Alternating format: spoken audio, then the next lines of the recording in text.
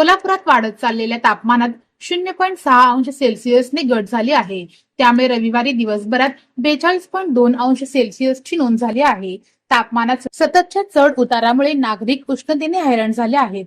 सोमवारपासून उष्णतेची लाट कायम राहणार असल्याचा अंदाज हवामान विभागाने व्यक्त केला आहे.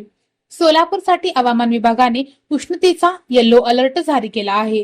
गत आठवडाभरात शहर व जिल्ह्यात तापमानाचा पारा 40 ते 44 अंश सेल्सिअसच्या दरम्यान राहिला आहे.